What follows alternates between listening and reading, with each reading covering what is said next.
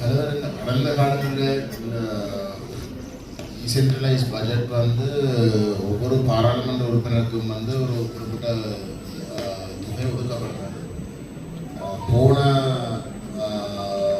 பாராளுமன்றத்தில் கூட ரணில் விக்ரமசிங்க அவர்கள் ஜனாதிபதி ஆனதுக்கு பிறகு கொஞ்சம் வித்தியாசமாக வந்து அவர்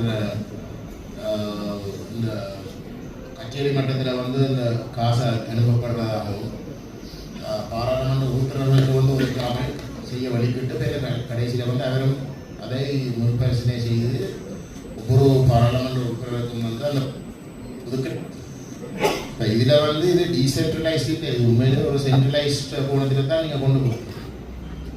ஏனென்றால் பாராளுமன்ற உறுப்பினர்களுக்கும் அப்படியெல்லாம் வந்து நாங்கள் தெரிவு செய்யப்பட்டு வந்து எங்களை மக்களுக்கு ஒவ்வொரு உறுப்பினருக்கும் வந்து தெரிவு செய்த மக்களுக்கு வந்து நாங்கள் ஒன்றுமே செய்ய முடியாத ஒரு நிலைமை உருவாகும். ஏன் அந்த மாற்றம் வருது? இப்போ நீங்கள் மத்திய அரசுன்ற வகையில் வந்து நீங்கள் கொடுக்க வேண்டிய அந்த வேலை திட்டங்களை வந்து நீங்கள் அறிமுகப்படுத்த அதில் கொள்கைகளுக்கு பிரச்சனை கிடையாது. ஆனால் ஒரு பாராளுமன்ற உறுப்பினருக்கு பலமையாக இருக்கணும். எனக்கு தெரிஞ்ச அளவுக்கு வந்து 67 வருஷங்களாக வந்து நடக்கிற ஒரு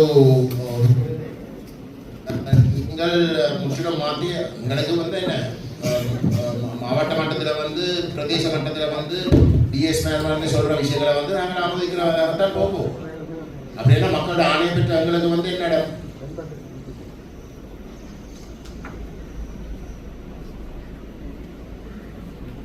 அதைத்தான் நீங்கள் அப்படித்தானே கேட்கலாமா? இரண்டால் இது முன்வேலை எங்களுக்கு இந்த விடயம் தொடர்பாக நிதி திட்டமிடல் மற்றும் பொருளாதார அபிவிருத்தி அமைச்சிலிருந்து கிடைக்கப்பட்ட சுற்றறிக்கையின் பிரகாரம் தான் நாங்கள் இந்த திட்டத்தை நடைமுறைப்படுத்துகிறோம். அதுக்காக தான் நான் உங்களுடைய கேட்க இல்லை, நான் அமைச்சிட்ட வந்து கேட்குறேன். இது அரசாங்கத்தில் ஒரு தீர்மானம் உள்ள வகையில் அப்படியெல்லாம் இப்போ உறுப்பினர்களுக்கு வந்து ஒரு இங்கே நான் நினைக்கிறேன் நிர்வாகத்துக்கு தான் மெண்டேட் கிடைக்கிது. 77 வருஷம் போன முறை வந்து அந்த மாற்றி படிக்கிட்ட கடைசியில் வந்து 50 மில்லியன் ஒவ்வொரு உறுப்பினருக்கும் வந்து கிட்டத்தட்ட 50 மில்லியன் ஜனாதிபதியின் செயலகம் வந்து நேரடியாக தங்களுக்கு வழங்க சொல்லி பின் அந்த காசு ஒதுக்கப்பட்டு அதுக்கு ஒரு தெளிவுண்டது. 27 வருஷமாக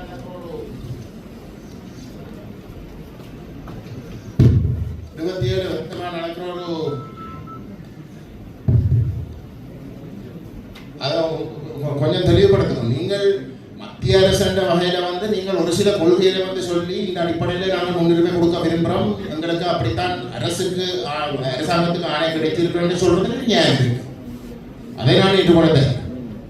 ஆனால் டீசென்ட்ரலைஸ் பட்ஜெட் என்று சொல்றதுக்கு அர்த்தம் இல்லாத வகையில் தான் இங்கே நடக்க போகுது. நாங்கள் உண்மையிலே இதில் கலந்து கொண்ட பிரயோசனம் திட்டங்கள் எல்லாமே வந்து பிரதேச மட்டத்தில் தான் முடிவெடுக்க போவதான். நாங்கள் என்ன தெரியுங்க அதோட தெளிவு தேவை.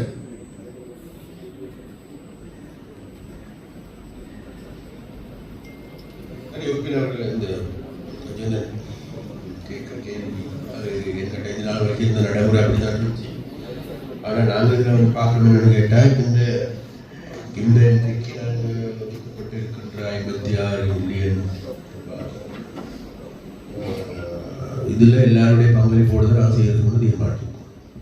அப்போ இதுக்கு தேவையாக இருந்தால் அவங்களுக்கு உங்களுடைய யோசனை தரலாம். இப்போ நாங்கள் இதில் வந்து கொஞ்சம் ஒதுக்கிக்கொள்ள வேண்டியிருக்குன்னு கேட்டால் இது நாள் வரைக்கும் இருந்த நடைமுறை எடுத்துக்கொண்டால் உண்மையிலேயே பன்முகப்படுத்தப்பட்ட நிதியை இந்த மாவட்டத்தில் இருக்கின்ற மாவட்ட பாராளுமன்ற உறுப்பினர் கையில் கொடுத்து அதன் மூலமாக அவர்களுடைய ப்ரொபோசலூடாக நடைமுறைப்படுத்தப்பட்டது இருந்தது. ஆனால் இந்த முறை அதில் கொஞ்சம் வித்தியாசமாக நாங்கள் பார்க்கணும் என்னென்னு கேட்டால் இது மாத்திரமல்ல, நாங்கள் பார்க்குறோம் இந்த மாவட்டத்தில் நடைபெறுகின்ற அனைத்து அபிவிருத்தி திட்டங்களுக்கும் அனைத்து பாராளுமன்ற உறுப்பினர்களையும் வாங்கி கொள்றதுக்கு எங்களுடைய நோக்கமாக இருக்குது.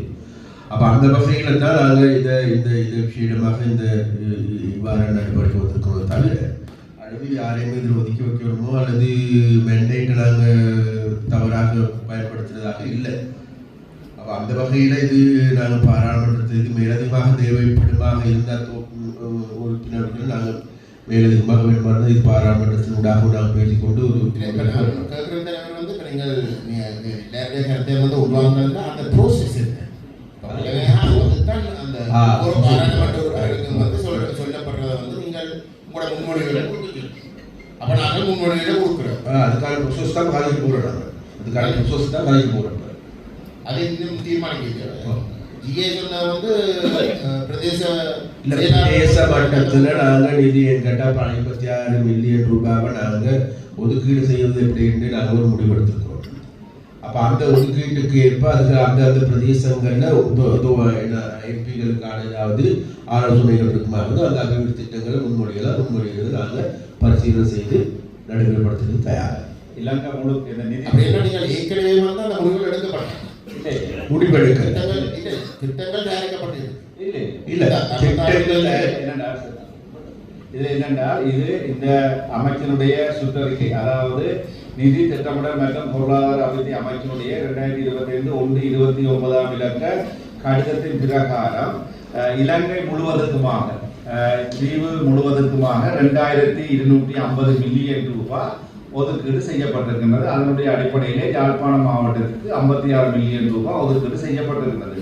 இந்த சுற்றறிக்கையினுடைய இந்த கடிதத்தினுடைய 2.8வது விடயத்தில் சொல்லப்பட்டிருக்கிற விடயம் பிரதேச செயலக மட்டத்தில் பரிந்துரைக்கப்பட்ட அபிவிருத்தி முன்மொழிவுகளில் மாவட்டத்திற்கு ஒதுக்கப்பட்ட ஒதுக்கீட்டை பயன்படுத்தி 2025ஆம் ஆண்டில் நடைமுறைப்படுத்தக்கூடிய அதிக முன்னுரிமை கருத்திட்டங்களுடன் 2025 பிப்ரவரி 20 முன்னர் மாவட்ட ஒருங்கிணைப்பு தீர்மானிக்கப்பட்டு அங்கீகரிக்கப்பட வேண்டும் என்று சொல்லுகிற அந்த விடயம்தான் நாங்கள் இதில் எங்களுக்கு இது எங்களுக்கு வேண்டாம். மாவட்ட ஒருங்கிணைப்பு குழுவில் இதை இந்த விடயங்களை அனுமதிக்க வேண்டும். ஆகவே இதை பிரதேச மட்டத்தில் இருந்து பிரதேச ஒருங்கிணைப்பு குழுவில் அனுமதியை பெற்று மாவட்ட ஒருங்கிணைப்பு குழுவுக்கு சமர்ப்பிக்கிற வளமையான உங்களுக்கு இதில் நினைக்கிற நீண்ட கால அனுபவம் இருக்கின்ற உங்களுக்கு சரிஜி. இப்போ நான் கேட்குறேன், இப்போ நீங்கள் இப்போ வளமையாக நடைமுறை ப்ராக்டிக்கலாக வந்து அப்ரோச் பண்ணுற வந்து எப்படின்னா வந்து எம்பி மேற்கள் வந்து வளமையாக கேட்குறாங்க. அப்போ அந்த திட்டங்கள் வந்து வழங்கப்பட அது பிரதேச மட்டத்துக்கு வந்து வழங்கப்படும். ஒரு எம்பி சஜஸ்ட் பண்ணுற விஷயங்களை வந்து அந்த பிரதேசங்கள் எது ஒருங்கிணைப்பு குழு கூட்டத்தில் வந்து அதை அப்ரூவ் பண்ணலாம், இன்றைக்கு அதை மாற்ற வேணுமா என்று முடிவோடு எடுக்குது. இப்போ இந்த முறை அந்த ப்ரோசஸ் இல்லைங்க. அதைத்தான் நான் கேட்குறேன், அப்படி இருக்கா? இருக்க போல தெரியும். போன கடந்த வருடத்துக்குரிய 2024ஆம் ஆண்டு நடைமுறையிலே எங்களுக்கு மாவட்டத்திற்கென மாவட்ட ஒருங்கிணைப்பு குழுவுக்கென ஒரு தொகை மில்லியன் ரூபாய் ஒதுக்கீடு செய்யப்பட்டது. 322 மில்லியன் ரூபாய் எங்களுக்கு மாவட்டத்தினுடைய ஒருங்கிணைப்பு குழுவிற்கு ஒருங்கிணைப்பு செயற்பாடு இந்த அபிவிருத்தி ஒதுக்கப்பட்டது டிசிபிக்கு.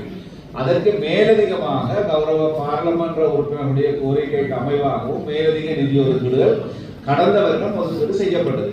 இம்முறை இது முதலாம் கட்டமாக நான் நீங்கள் கதைக்கிற விடயங்கள் உண்மையிலே இது பாராளுமன்றத்திலே இதற்குரிய கருத்துக்களை முன்வைத்து அங்கே இதுக்குரிய நீங்கள் வருடத்துடைய ஆரம்பம் இது இன்னும் இந்த நீண்ட காலத்திலே இந்த அபிவிருத்தி நோக்கி நாங்கள் பயணிக்க வேண்டிய தேவைப்பாடு இருக்கின்ற காரணத்தினாலே என்னுடைய இந்த ஒருங்கிணைப்பு குழுவுடைய செயலாளர் என்ற வகையில் என்னுடைய தயாராக வேண்டுதல் இந்த 56 மில்லியன் ரூபாய் கிடைக்கப்பட்ட நிதி ஒதுக்கீட்டை நாங்கள் எவ்வாறு மாவட்டத்தினுடைய அபிவிருத்தி நோக்கி செயற்பாடுகளை முன்னெடுக்கலாம் என்பதை நாங்கள் இந்த கூட்டத்திலே தீர்மானித்துக் கொண்டு இதற்கு மேலதிகமாக நாங்கள் கௌரவ பாராளுமன்ற உறுப்பினர்களுடைய அந்த நிதி கோரிக்கைகள் அல்லது உங்களுடைய மாவட்டத்திலே மக்கள் பிரதிநிதித்துவம் செய்யப்பட்ட உங்களுடைய கோரிக்கைகளை மாவட்டத்திலே நடைமுறைப்படுத்தக்கூடிய நிதி ஒதுக்கீடுகளை நான் நினைக்கிறேன் பாராளுமன்றத்திலே அதை பெற்றுக்கொண்டு அடுத்த கட்டத்திலே நான் உங்களுடைய கோரிக்கைகளுக்கு அமைவாகவும் நாங்கள் அந்த திட்டங்களை பிரதேச செயலர்களை சந்தித்து பெற்றுக்கொள்வதற்கு நான் இதை கேட்கிறேன்னா இப்போ ஒரு எம்பிக்கு வந்து நாங்கள் எங்களுக்கு வந்து கிடைச்ச மெண்டேட்டின் படி வந்து எங்களுடைய மக்களுக்கு வந்து நாங்கள் ஒரு ஏதோ ஒன்று செய்யலாம்ன்ற உரிமையோட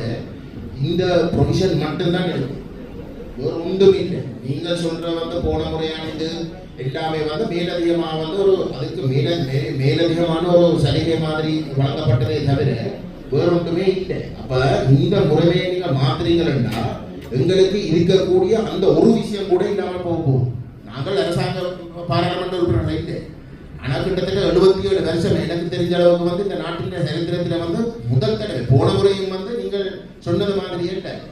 இதே மாதிரி அரசாங்கம் வந்து முழுக்க தாங்கள் தான் அந்த திட்டங்களை வந்து முன்னெடுக்க வேண்டிய இருந்த இடத்துல பேருந்து நாங்கள் ஒப்ஜெக்ட் பண்ணி டாக்டர் தேவானந்தம் அந்த பிரச்சனை அங்கே கிளப்பி கடைசியில் வந்து எங்களுக்கு சொல்லப்பட்ட ஜனாதிபதி சேலம் வந்து அங்கே சொன்ன வந்து நீங்கள் 50 மில்லியன் கிட்டத்தட்ட ஒவ்வொரு எம்பிக்கும் வந்து 50 மில்லியனுக்குரிய வேலை திட்டங்களை கொடுக்க நாங்கள் அதை கொடுக்க வந்து அது ஒதுக்கீடு நடந்தது. அப்ப இதுதான் முதல் தடவை இது மாற்றப்பட போகுது உலக. அப்ப நீங்கள் அதை இதுக்கு நாங்கள் இன்றைக்கு நான் இணங்கினால் அதுக்கப்புறம் எனக்கு உரிமையோட வந்து இந்த விஷயத்த வேற எந்த ஒரு இடத்துல வந்து நான் கேட்கல. ஏன்னா நானே இழந்துறேன். இதுவரைக்கும் 70 வருஷமா இருந்த ஒரு அடங்குமுறையை வந்து நானே விரும்பி வந்து கைவிடுறதுக்கு நான் இணங்கியிருக்கேன். அதுக்கு நான் இணங்கிறேன். இப்ப எனக்கு உடனே அரசாங்கம் வந்து ஒரு தங்களோட கிளீன் ஸ்ரீலங்கா அந்த கொள்கையின் அடிப்படையில் வந்து நாங்கள் எல்லாரும் ஒத்துழைக்க கேட்கறதுல முழு நியாயம் இருக்கு. நாங்கள் ஒத்துழைப்போம். அதுக்கு இந்த துறைகளுக்கு வந்து நீங்க முன்னுரிமை கொடுங்க கேட்கறதுல நியாயம் இருக்கு. அதுக்கு நாங்கள் ஒத்துழைக்கல. ஆனா எங்களுக்குரிய எங்களுக்கு வந்து மெண்டேட் கொடுத்த ஆட்களுக்கு வந்து நாங்கள் ஒன்றுமே செய்யலாம். நாங்கள் வரப்போம். அது இப்போ இருக்கிற நிலையில வந்து நீங்கள் டிஎஸ் மேட்னா முழு பொறுப்பை கொடுக்க போறீங்க. டிஎஸ் மேட் தேர்ந்தெடுக்கிற விஷயங்களுக்கு வந்து நாங்கள் அக்ரி பண்றோமோ இல்லையோன்னு தான் நடப்பு நடைமுறை. அப்படி இல்லைன்னா இன்றைக்கு நீங்கள் முடிவு எடுப்போம். எங்களுக்கு வந்து நாங்கள் சொல்றது என்னன்னா, இப்ப இந்த 56 மில்லியனை நாங்கள் பிரதேச மட்டத்துக்கு பிரிச்சிருக்கோம். இதுக்கு நீங்க 10 மில்லியனுக்கான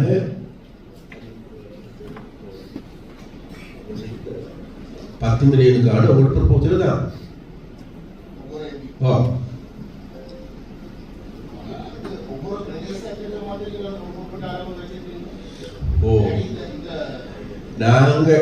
நாங்க பிரதேச மட்டத்தில் நிதி ஒதுக்கீடு செய்யப்படுது. மாவட்ட மட்டத்திலையும் பிரதேச மட்டத்திலையும் இப்போ நீங்கள் அந்த முடியுமாக இருந்தால் உங்களோட பிரதேச மட்டத்தில் நாங்கள் ஒதுக்கீடு செய்திருக்கின்ற அந்த இது முறை கேட்டு உங்களோட இதில் வந்து தலைவர் வந்து அப்படி ஒன்றும் இல்லை. நான் வாசித்து அப்படி அந்த பிரதேசத்துக்கு ஒரு குறிப்பிட்ட அளவு கட்டாயம் கொடுக்க ஒன்றும் இல்லை. இப்போ நான் கேட்குறேன், இப்போ நாங்கள் 10 மில்லியனை இல்லை உங்களுடைய கொடுக்க அது நாங்களே வந்து ஒரு முயற்சி எடுக்கணும் தானே. ஒரு பிரதேசத்துக்கு வந்து அளவாக வந்து கொடுக்குறது நான் அப்படித்தான் கொடுக்குறேன். நீங்கள் பார்க்குறீங்கன்னா இந்த டிசிபி ஒதுக்குற எல்லாமே வந்து ஒவ்வொரு தொகுதிக்கும் வந்து நான் ஈக்குவலாக வந்து ஒதுக்கிமாறேன். அது அப்படி நாங்கள் இதிலேயே ஒதுக்கணுமோ நீங்கள் அதை ஒதுக்கீடு செஞ்சாங்க. நாங்கள் என்னென்ன இப்போ நாங்கள் இந்த கூட்டத்தில் தீர்மானிக்க அமைச்சோட நாங்கள் இந்த படத்தாடுடைய இப்போ நாங்கள் கிடைக்கிற இந்த 56 மில்லியன் ரூபாயும் எவ்வாறு பிரதேச செயலகங்களுக்கு பங்கிடலாம் என்ற ஒரு 3 வகையான தீர்மானத்தை நாங்கள் இதில் உங்களுக்கு காட்சிப்படுத்தி 3 வகையான தீர்மானத்தை காட்சிப்படுத்தி அதில் பொருத்தமான தீர்மானத்தை அடையாளம் காணுவதாக தான் எங்களுடைய நோக்கம் இருந்தது. அதாவது இதுல முதலாவது விடயம் வந்து நாங்கள் பார்த்தோம், அந்த எப்படி பிரிக்கலாம் என்றது. நாங்கள் கௌரவ அமைச்சர் குறிப்பிட்டது போல நாங்கள் இதுல எவ்வாறு கேட்டால், முதலாவது ஒவ்வொரு பிரதேச செயலகத்துக்கும் 1 மில்லியன் ரூபாவை நாங்கள் ஒதுக்கீடு செய்து மிகுதிய அவர்களுடைய சனத்தொகை அடிப்படையில் பிரிக்கிறதாக தீர்மானம் ஒரு விடயமும், 2வது விடயமாக ஒவ்வொரு பிரதேச செயலக பிரிவுகளுக்கும் 2 மில்லியன் ரூபாவை ஒதுக்கிட்டு மிகுதிய அங்கே இருக்கிற பொதுமக்களுடைய எண்ணிக்கையின் அடிப்படையில் பிரிக்கிறதாகவும், 3வது கிராம உத்தியோகத்துடைய எண்ணிக்கை அடிப்படையில் பிரிக்கிறதாகவும், 4வது பொதுமக்களுடைய எண்ணிக்கை அடிப்படையில் பிரிப்பதாக நாங்கள் இந்த 4 வகையை நாங்கள் தீர்மானித்து நாங்கள் நேற்றைய தினம் இது தொடர்பாக ஒரு முன்னாயத்த கலந்துரையாடலை பிரதேச செயலாளர்களோடு நடத்தியிருந்தோம். இது எவ்வாறு நாங்கள் இந்த திட்டங்களை மக்களுக்கு யாழ்ப்பாண மாவட்ட மக்களும் அனைவரும் பெற்றுக்கொள்ளக்கூடிய வகையில் எவ்வாறு பங்கிடலாம் என்ற ரீதியில் பிரதேச செயலாளர்கள் தங்களுடைய ஒரு ஆலோசனை முன்வைத்தார்கள். இதில் நாங்கள் 2வது அந்த பச்சை கலர் நிறத்தில் காட்டப்பட்டிருக்கிற 2வது விடயமாக ஒவ்வொரு பிரதேச செயலாளர் பிரிவுக்கும் 2 விடயங்கள் 2 மில்லியன் ரூபாவையும் மிகுதி 26 மில்லியன் ரூபாவை அவர்களுடைய சனத்தொகை அடிப்படையிலே பங்கீடு செய்கின்ற போது நாங்கள் இதில் கிரீன்ல காட்டியிருக்க 56 மில்லியனும் எவ்வாறு பங்கிடப்படும் என்று சொல்லுகின்ற நிலைமையிலே இருக்கின்றது. நாங்கள் ஒட்டுமொத்தமாக சனத்தொகை அடிப்படையிலே பங்கிடுகின்ற போது அங்கே நெடுந்தீவு பிரதேசத்துக்கு எந்த விதமான திட்டமும் கிடைக்கப்படாத நிலைமை இருக்கும். அதே வேளையிலே தீவு பகுதி மற்றும் மருதங்கனி பிரதேச செயலாளர் பிரிவுக்கு மிக குறைந்த எண்ணிக்கையிலே இருக்கின்ற காரணத்தினாலே நாங்கள் பிரதேச செயலாளர்களே நாங்கள் முன்னாயத்த கலந்துரையாடலே ஒரு தீர்மானத்தை எடுத்திருந்தோம். இன்று நாங்கள் அதனை ஆலோசனையாக முன்வைத்து அதனை கௌரவ பார்லமெண்ட் உறுப்பினர்களும் ஒருங்கிணைப்பு கொடுத்த தலைவரும் ஏற்றுக்கொள்ளும் பட்சத்திலே நாங்கள் அந்த ஒரு பிரதேச செயலாளர் பிரிவுக்கு 2 மில்லியன் பிளஸ் சனத்தொகை அடிப்படையிலே 26 மில்லியனும் பங்கிடுகின்ற ஒரு தீர்மானத்தை நாங்கள் இன்று சபையிலே முன்வைப்பதாக கருதி இருக்கின்றோம். தற்போது இந்த கௌரவ பார்லமென்ற உறுப்பினர்கள் ரீதியிலே இந்த நிதி ஒதுக்கீடு பங்கிடப்படுவது தொடர்பாக நாங்கள் இதிலே எந்த விதமான கருத்துக்களை முன்வைத்திருக்கவில்லை. எங்களோட கொடுக்கிறது இதுதான் நடைமுறை. என்னடா இப்ப அது நீங்கள் சஜஷன்ஸை நீங்கள் எங்கள்கிட்ட கொடுக்கலாம், நாங்களே வந்து அது எங்கட ஒரு இதாக வந்து நாங்கள் ஏற்றுக்கொள்றோம், அதோட பரிசு இருக்கதே. ஆனால் நான் சொல்ல வரேன்னா அது எங்களுடைய பரிந்துரையாக இருக்கும். அதுதான். அப்ப நீங்கள் அந்த சஜஷன்ஸை வந்து நீங்கள் கொடுக்கும், அதுல நியாயம் இருக்கு. நீங்கள் சொல்லியிருக்கிற இந்த நீங்கள் இதை பிரித்து வச்சிருக்கிற டீட்டெயில்ஸின் பிரகாரம் தான் எங்கள்கிட்ட கொடுக்கும். இல்லை இதுல திட்டம் இல்லை. இது நாங்கள் இப்ப என்னென்ன இந்த 56 மில்லியனை இதை நாங்கள் உடன்பட்டோம் என்று சொன்னால் பிரதேச செயலாளர் பிரிவுக்கு இவ்வாறு உதாரணமாக நெடுந்தீவு பிரதேச செயலாளர் பிரிவுக்கு 2 மில்லியன் ரூபாய் ஒதுக்கீடு செய்யப்படும். இதை நாங்கள் அனுமதிச்சோம்.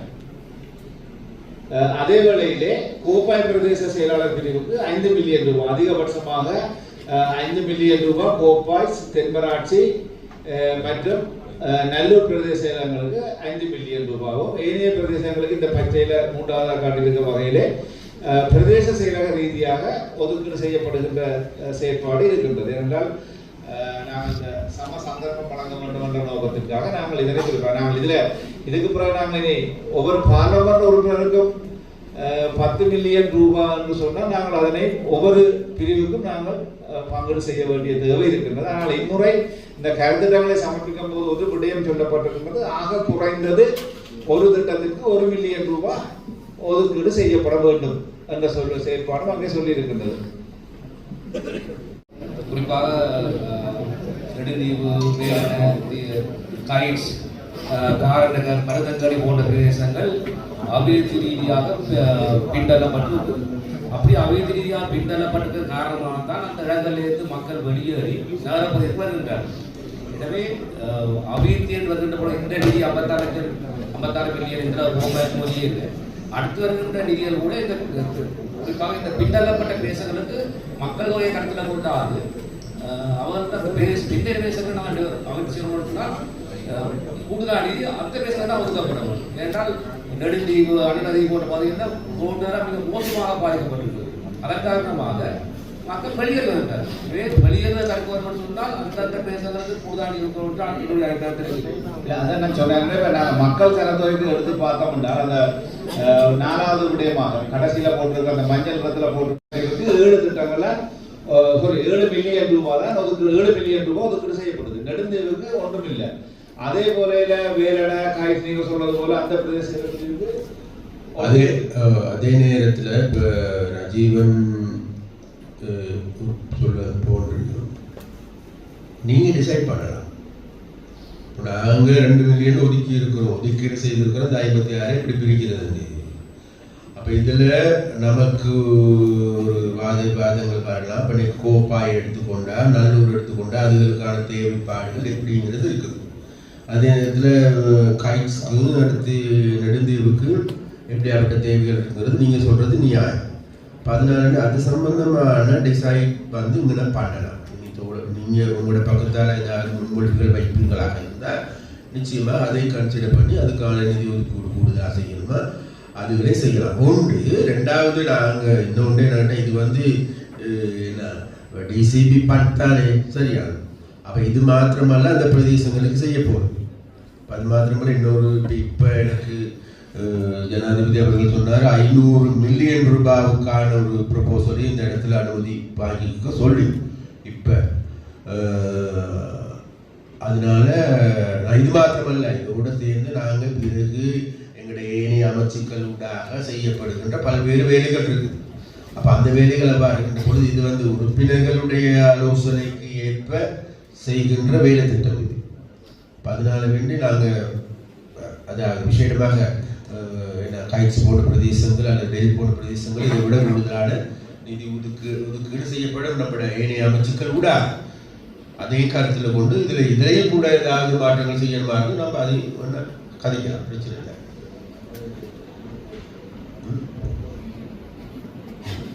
இந்த கோரிக்கையை நீங்கள் ஏற்றுக்கொண்டால் நாங்கள் அந்த திட்டத்தின் அடிப்படையில் நாங்கள் திட்டத்துக்கு முதலாவதாக நாங்கள் அனுமதி எடுக்கலாம்.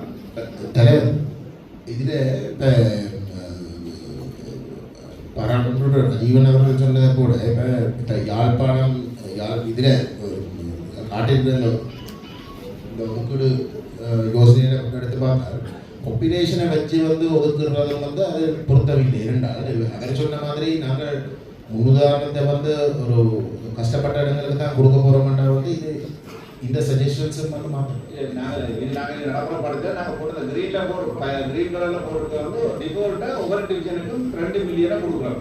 எல்லா டிவிஷனுக்குமே நெடுந்தீவுக்கும் இப்போ நெடுந்தீவை பார்த்தோம்னா அந்த 2 மில்லியனை நாங்கள் கொடுக்குறோம். ஆனால் மக்கள்கிட்ட சார்ந்ததுக்கு அங்கே மேலதிகமான திட்டம் ஒன்றும் வேற இல்லை, காணாத 2 மில்லியன் போதும். ஆக குறைஞ்சது நாங்கள் பாப்புலேஷனில் பார்த்தோம்னா நெடுந்தீவுக்கு தீரும். அதனால தான் ஆக குறைஞ்சது ஒரு டிவிஷனுக்கு 2 மில்லியனும் ஒதுக்குறோம். இல்லை வேறு சொல்ல வரேன்னா தேவைகள் கூட வந்து அப்படியே அது அங்கால வந்து நாங்கள் அந்த வசதியை செய்ய கொடுக்காத காரணத்தினால தான் நாங்கள் இப்போ நாங்கள் இந்த திட்டத்தை கைவிடுறோம். வேணுண்டா இப்போ இதில் நாங்கள் இப்போ நீங்கள் சொல்கிறோம் இதுலேயும் வேற அதே நீங்கள் மற்ற மாதிரி தானே சொல்கிறோம். நாங்கள் இருக்கிற இப்போ யாழ்ப்பாணம் மாவட்டத்தில் 6 பாராளுமன்ற உறுப்பினர்கள் இருக்கின்ற காரணத்தினால அதான்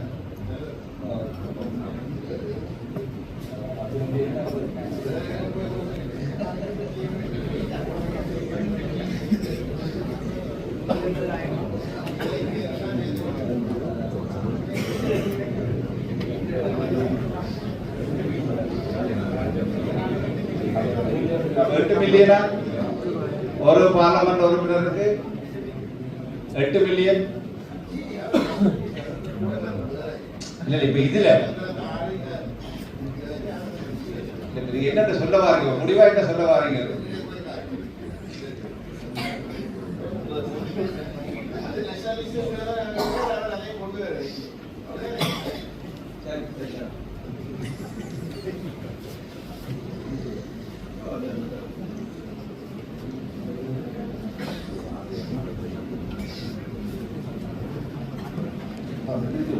அந்த இதுல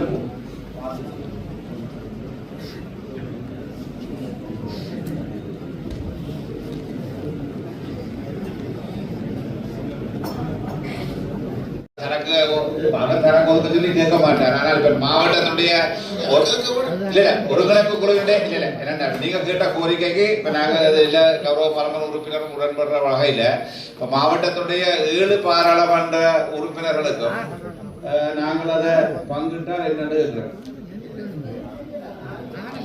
6 தான் பாராளுமன்ற உறுப்பினர்கள். அவர் தலைவர் வந்து தேசிய பட்டியலுக்கு கீழே வந்து அவருக்கு ஒரு குறிப்பிட்ட இது வந்து அவர் சண்டை பிடிச்சு எடுக்கணும். மங்கள என்ன ஐயா கீழே பார்த்து சிரிக்கிறேன். நீங்கள் இப்ப யார்பான் சரி. அப்ப அதுபடி நாம பிரித்தா ஒரு பாராளுமன்ற உறுப்பினருக்கு 9.3 மில்லியன். ரைட். அப்ப ஒரு பாராளுமன்ற உறுப்பினருக்கு 9 மில்லியன் ரூபாய் பயன்படுத்தப்பட்ட வரவு திட்டங்களை யாழ்ப்பாணம் மாவட்டத்தில் வேலை திட்டத்தை நடைமுறைப்படுத்துவதற்குரிய கோரிக்கையை கௌரவ பாராளுமன்ற உறுப்பினர் கஜேந்திரகுமார் பொன்னம்பலம் அவர்கள் முன்மொழிந்திருக்கிறார். அதை ஒரு பாராளுமன்ற உறுப்பினர் வழிமொழிந்தார்.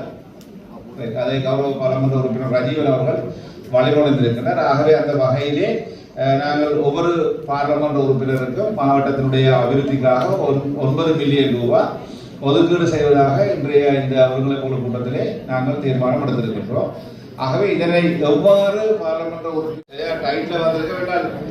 இந்த மாவட்ட ஒருங்கிணைப்பு குழுவினுடைய அபிவிருத்தி முன்மொழிவுகளுக்காக ஒப்புதலை 25ஆம் தேதிக்கு முன்னர் சமர்ப்பிக்க வேண்டும். நாங்கள் மாவட்டத்தினுடைய ஒருங்கிணைப்பு குழு கூட்டத்தை நாங்கள் இம்மாதம் 21ஆம் தேதி நடைபெறுவதை செய்வோம். 21ஆம் தேதிக்கு நாங்கள் இதை சமர்ப்பிக்க வேண்டும்.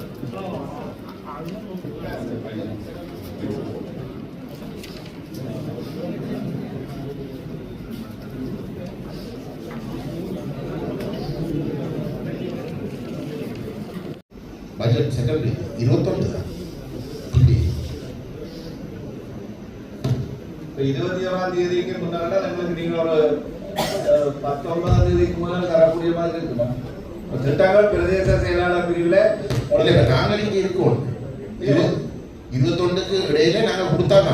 21 எங்களுக்கு ஒரு நீங்கள் ஒரு 18ஆம் தேதி அப்படி தரக்கூடிய மாதிரி இருக்குமா? இல்ல 18 19ஆம் தேதி 19ஆம் தேதி 21ஆம் தேதி நாங்கள் இதை சமர்ப்பிக்கிறோம் என்றால் நாங்கள் அதனுடைய உங்களுக்கு ஒரு 19ஆம் தேதி நீங்கள் தருவீங்களாக இருந்தால் நாங்கள் அதை 21ஆம் தேதி அவர்களை 25ஆம் தேதி தேசிய ரீதியான திட்டம். அப்புறம் நாங்கள் இந்த மாவட்டம் வங்குட மாவட்டம் பின்னுக்கு அனுப்பினால் அங்கே நாங்கள் எடுக்கிறத நிதி ஒதுக்கீடு எடுக்கிறத காலதாமதம் இருக்கும். 19ஆம் தேதி எங்களுக்கு நீங்கள் மாவட்ட 21 நாங்கள் போறோம்னா எங்களுக்கு ஒரு நாள் வேணும் இல்லை. எங்களுக்கு 19ஆம் தேதி காலையில் நீங்கள் அந்த திட்டங்களை கௌரவ பாராளுமன்ற உறுப்பினர்கள் எங்களுக்கு சமர்ப்பித்தீங்கன்னா சரி. உங்களுக்கு ஏதாவது திட்ட முன்மொழிவுகள் பிரதேச செயலக ரீதியாக தேவையாக இருக்குமாக இருந்தால் நாங்கள் அதை உங்களுக்கு எல்லாருக்கும் நாங்கள் அதை இமெயில் பண்ணக்கூடிய இருக்கும். தேவை இருந்தால் மட்டும் தேவை இருக்குமா?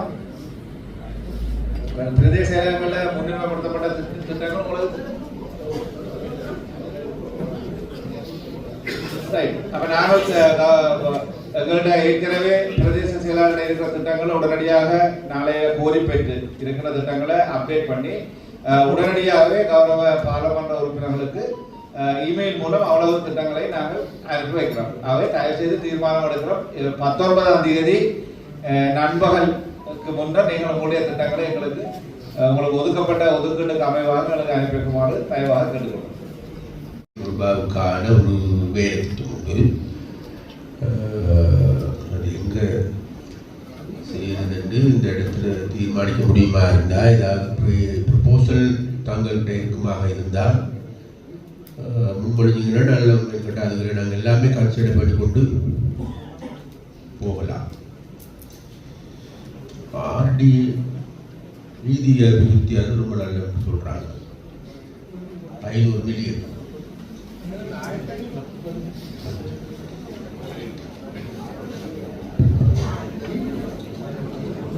பிரியண்டா தலைவர் வந்து இந்த நான் ஏற்கனவே இந்த ஜனாதிபதி அவர்கள் வந்த இடத்துல வந்து நான் சொல்றேன், எங்களுடைய ஜாஃப்னா ஹாஸ்பிட்டலுக்கு வந்து இந்த மெட்டர்னிட்டி வார்டு கட்டாமல் இருக்கிறது வந்து சரியான பிரச்சனை. அது உண்மையிலே நீங்கள் இங்கே வந்திருக்கிறமோ எனக்கு தெரியாது. ஹெல்த்தில் இருந்து அது இப்போ ஆன்டினேட்டல் கேர் இன்டென்சிவ் கேர் அந்த சின்ன பிள்ளைகள் வந்து இன்டென்சிவ் கேர் யூனிட் வந்து தாய்மாராக்கள் இருக்கிற இடத்துல இருந்து கிட்டத்தட்ட ஒரு 20 நிமிஷத்துக்கு நடக்கும். அப்போ ஒரு எமர்ஜென்சி அடிப்படையில் தான் அந்த பிள்ளைகள் பிறந்திருக்கும். தாய்மாருக்கு வந்து சி செக்ஷன் நடந்திருக்கும் வந்து 2 மணி நேரத்துக்கு கொடுக்கா போய் ஃபீட் பண்ண விடமாட்டா வந்து அந்த அளவு தூரத்துக்கு வந்து நடந்து கொண்டு போகிறதால வந்து அந்த பிள்ளைகளுக்கு வந்து இன்ஃபெக்ஷனும் வருது. இதுதான் உண்மையான நிலைமை. அப்போ இந்த கருத்தை வந்து நீங்கள் அந்த மெட்டர்னிட்டி வார்டுக்கு வந்து நீங்கள் முன்னுரிமை கொடுக்கணும். 2012 உடைச்சதுக்கு பிறகு வந்து இதுவரைக்கும் ஒன்றுமே நடக்குது. அதில் கிட்டத்தட்ட வந்து 16 வார்ட்ஸ் இருக்க வேண்டிய இடத்துல வந்து 4 வார்டில் 16 வார்ட்ஸ் புதிய இதுகள் வந்து உள்ளடக்கப்பட்டு இன்றைக்கு இருக்கு. நீங்கள் இன்றைக்கு போனீங்கன்னா வந்து தாய்மார் சர்ஜரி செய்ததுக்கு பிறகு வந்து நிலத்தில் பார்த்து கொண்டு இருக்கிறோம். என்ன கருத்தை வந்து நீங்கள் அது ஒன்று. வணக்கம். அதுகள் துண்டாக இருக்குது. சரி, அதெல்லாம் இல்லாமல் இப்போ இந்த இடத்துல இந்த மெட்டர்னிட்டி வார்டு காம்ப்ளெக்ஸ் நாங்கள் 12 விஷயங்கள் இருக்குது. 500 மில்லியன்ல தனியான ஒரு நிதியை தான் நான் சொல்லி கேட்கிறேன். 500 மில்லியன் மெட்டர்னிட்டி வார்டு. கௌரவ தலைவர் அவர்களுக்கு வணக்கம். நான் தேசிய சமூக நீர் வழங்கலினுடைய உற்பத்தியாளி. யாழ்ப்பாணத்தை பொறுத்தவரையில நிலத்தடி நீரைத்தான் 90% மக்களும் நம்பி இருக்கிற ஒரு சூழ்நிலை இருக்குது. வடக்கு மாகாணத்தில் மீதி 4 மாவட்டங்களிலேயும் மலக்கழிவு சுத்திகரிக்கிற நிலையம் கட்டப்பட்டு சிறம்பட இயங்கி கொண்டிருக்குது. யாழ் மாவட்டத்தில் மாத்திரம் மலக்கழிவு சுத்திகரிக்கிற நிலை இல்லாத சூழ்நிலை இருக்குது. யாழ் மாநகர சபையில தான் இருக்குது. யாழ் மாநகர சபைக்கு இருக்கிற கெப்பாசிட்டி நினைக்கிறேன் ஒரு 30,000 லிட்டரை தான் ஒரு நாளைக்கு சுத்திகரிக்கக்கூடியதாக இருக்குது. அதே வேளையில யாழ் மாவட்டத்தில் முழு பிரதேச சபைகள், நகர சபைகள், மாநகர சபைகள் அனைத்தும் சீல்பீட்டுக்கு தான் கூடிய அளவிலே அனுமதி கொடுக்கப்படுது. அப்ப சீல்பீட்டுக்கு அனுமதி கொடுக்கிறபடியினால அந்த மலக்கழிவை வெளியேற்றுறதுக்குரிய ட்ரீட்மெண்ட் பிளான் ஒன்று இருக்குமா இருந்தா தான் அது நிலத்தோட கலக்காமல் இருக்கும். ஆகவே அப்படியே ட்ரீட்மெண்ட் பிளான் இல்லாமல் அப்ரூவல் கொடுத்து கொண்டிருக்கக்குள்ள அதுக்கு உரிய இடத்துல ரீசைக்கிள் செய்யப்படாமல் உடைச்சு போட்டு நிலத்தோட கலக்கின்ற சந்தர்ப்பத்தில் நிலத்தடி நீர் கூடிய அளவில் பாதிப்பை ஏற்படுத்தி கொண்டிருக்குது. அவை அப்படி அந்த பாதிப்பை ஏற்படுத்தாத வகையில் ஒரு ட்ரீட்மெண்ட் பிளான்ட இந்த 500 மில்லியன் நிலத்திட்டத்துக்குள்ள நாங்கள் மாவட்டத்தில் ஒரு இடத்துல அந்த அதற்குரிய இடங்களை உள்ளூராட்சி திணைக்களங்களின் ஊடாக பல இடங்களில் தெரிவு செய்திருக்கின்றார்கள். அதில் கல்லுண்டாயும் ஒரு பிரதேசத்தில் எல்லாம் தெரிவு செய்யப்பட்டிருக்குது. அப்படி செய்த சந்தர்ப்பத்தில் நாங்கள் நிலத்தடி நீரை ஒரு ஆரோக்கியமான ஒரு நிலத்தடி நீரை நாங்கள் தொடர்ச்சியாக எந்த விதமான கட்டணமும் இல்லாமல் பொதுமக்கள் தங்களுடைய கிணற்றிலிருந்து எடுத்துக்கொள்ளக்கூடியதாக இருக்கும். இப்ப பரிசோதித்து பார்த்தீங்க ஈகோல் அளவு வீதம் கூடிக்குது. அது குடிக்கிறதுக்கு மாத்திரம் இல்லை, குளிச்சா கூட கண்ணுக்கால வாய்க்குள்ளால ஈகோல் போகக்கூடிய சூழ்நிலை இருக்குது. அவை அதை கருத்துல கொண்டு இப்படி சுகாதாரம் சார்ந்த குடிநீர் சம்பந்தப்பட்ட பிரச்சனையில முக்கிய கவனம் செலுத்தும்படி கௌரவ தலைவர் அவர்களை திணைக்களம் சார்பாக கேட்டுக்கொள்கிறேன். அந்த திட்டத்தை இந்த உண்ணாவிரத்தில் வந்து கொத்தியாலடி என்ற இடத்துல ஒரு ஆர்பிசி பிளான்ட்டுக்குரிய வேலைகள் கௌரவ ஆளுநர் தலைமையில் ஒரு குழு ஒன்று அமைக்கப்பட்டு அதுக்குரிய ஓட்டர் ரைனிங் போட்டால அதுக்குரிய ஃபீஸிபிலிட்டி அதெல்லாம் செய்யப்பட்டு இது ப்ரோக்யூமெண்ட் ஸ்டேஜுக்கு வந்திருக்கு. அதனுடைய சக்ஸஸ் ரேட்டை பார்த்து ஏனைய இடங்களிலேயே இதுக்குரிய ஆர்பிசி பிளான் நிறுவுவதற்கு வேறு 2 இடங்கள் நிறுவுவதற்கான உபகரணங்கள் இடம் இருக்கு. சுண்ணாகம் வந்து சக்ஸஸ் ஆகத்தான் அடுத்த 2ம் நாங்கள் செய்யறதுக்குரிய நிலைமை காணப்படுது. நீங்கள் ஓட்டமோட் நீங்க சொல்றீங்க, இப்ப எவ்வளவு மில்லியன் அதுக்கு தேவை புதுசா ஒன்று நீங்க செய்யறதா இருந்தால் ரஃப்லியா எவ்வளவு மில்லியன் தேவைப்படும்? என்னுடைய பதவி சட்டோனியர் படங்கள்ல குடிநீர் இதுதான். குடிநீரின் பேசிக்கா கிட்டத்தட்ட எவ்வளவு மில்லியன் கிட்ட 500 மில்லியன் கட்டாயம் ஒரு ஓட்டோவா ஒரு நேச்சுரலான ஒரு பிளான் ஒன்று அமைக்கைக்குள்ள முதல் செய்த மதிப்பீடுகளின்படி 500 மில்லியன் தேவை. ஒரு 1.5 ஏக்கர் நிலப்பகுதியில ஓட்டோவா வேற மாவட்டங்கள் இருக்கிறது போல ஒரு நேச்சுரலா கிளிநொச்சியில இருக்கு, முல்லத்தில இருக்கு, மன்னார்ல இருக்குது, அவங்க எல்லாமே கட்டுப்பட்ட அந்த ஏற்கனவே எங்களுடைய திட்டமிடல் படைப்பாளர் சொன்னது போல இது சம்பந்தமாக ஏற்கனவே யாழ்ப்பாணத்தில் இருக்கக்கூடிய திட்டம் தயாரிக்கப்பட்டு சுண்ணாக தெரிஞ்சிருக்கும். அது முழுமையாக இயங்காத நிலையில் இப்ப தற்போது கௌரவ ஆளுநர் அவர்களுடைய முன்னெடுப்பில் அந்த திட்டத்தை ஏற்கனவே இருந்ததை திருப்பி செய்யக்கூடிய ஏற்பாடு போய்கொண்டிருக்கு. ஆனால் நீங்க சொல்ற விஷயம் உண்மையில யாழ்ப்பாணத்துக்கு மிக முக்கியமான ஒரு தேவைப்பாடாக இருக்குது. கட்டாயம் அது அந்த திட்டம் முன்வைக்க வேண்டிய தேவைப்பாடு இருக்கின்றது. ஆகவே சம்பந்தமாக நாங்கள் தீர்மானம் எடுக்கணும். இது நிலத்தடி நீர் மாசடைந்து கொண்டு போயிருக்கு. மற்றது இப்பவும் எல்லாருக்கும் தெரியும், இந்த உள்ளூராட்சி மன்றங்கள் அல்லது தனியார் இந்த கழிவுகளை வெளியில் எடுப்பினோம். ஆனால் அதை கொண்டு போய் எங்க சரியான முறையில் போடினோமான்றோ அதுக்குரிய பொறிமுறை ஒன்றுமே இல்லை. ஆகவே இது ஒரு மிக முக்கியமான தேவைப்பாடு உள்ள விடயம் என்பதை நான் இதில் சொல்றேன். இதை விட வேறு ஏதாவது திட்டங்கள் முன்மொழிவுகள் இருந்தால் நீங்கள் சொல்லலாம். கௌரவ அமைச்சருக்கு இருக்கிற முடியாது.